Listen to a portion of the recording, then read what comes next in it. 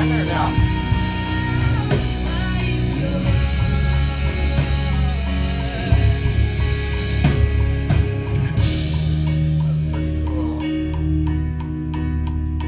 Run us through some stuff. Okay, so we've got a song called Drought, and that I say would be the one that I know the best. And because you wrote it. Yeah, because I wrote it, and I listen to it all the time because I'm just like that. And it's a lot, I don't know how I would exactly describe it, but it's a lot more open space with a lot more things poured into the open space. It just sounds bigger than before.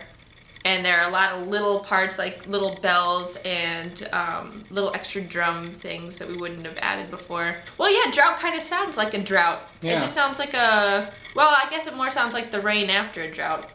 That's what it's supposed to be about. It's like God being our rain during the drought. And so it's that big, open, empty space, but it's got a lot of little things, a lot of little raindrops in it. Okay, I like that. Yeah. We were recording the piano parts in Drought, and we got to the bridge, and we had this build-up idea that we were trying to figure out, like, what the piano was going to do, or what to do with the build-up, what to make it better.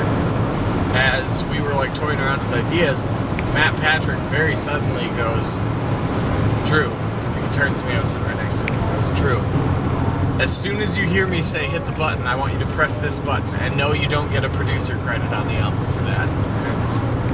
He's very good at answering my questions before I have to ask them. And I said, okay, and without any explanation, he goes over to this, like, dresser thing that was in the control room. So he's looking in these tiny little drawers, he's pulling them out, looking in there. And no explanation again.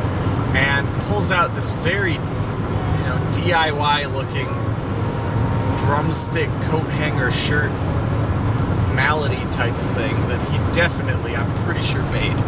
So he just pulls this out of a random drawer and he goes, aha!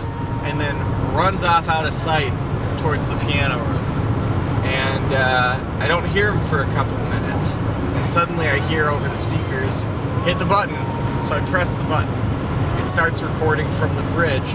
None of us could hear anything being played or anything like that. And looking at the signal on the track, and there's nothing going on. I was like, what are we recording? And then suddenly, as I'm watching the signal, I see this just little waveform start. And it starts getting bigger and bigger. And we're listening, and we're hearing this just low rumble. Suddenly, just loud banging, like super low, just piano smashing sounds happening.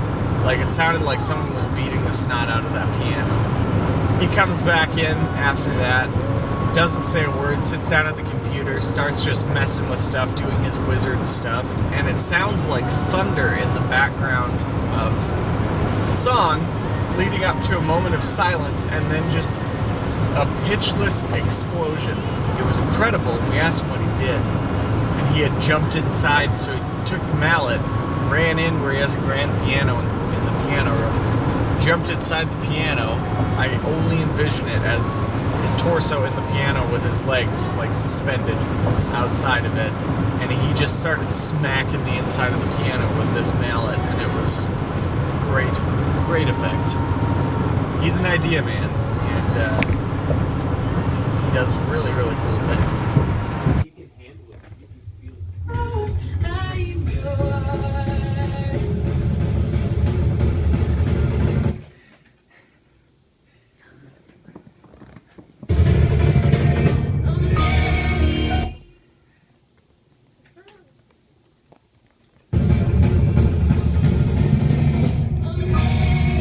Actually writing it for the other album, and it was kind of it was like a through the struggles I come back to you every time, God.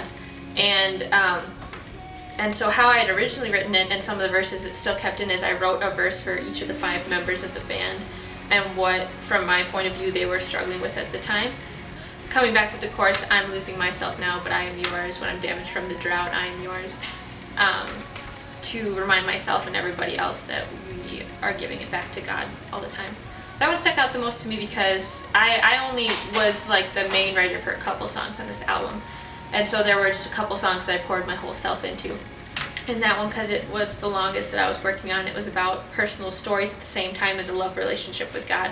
It was the one that stuck out to me the most.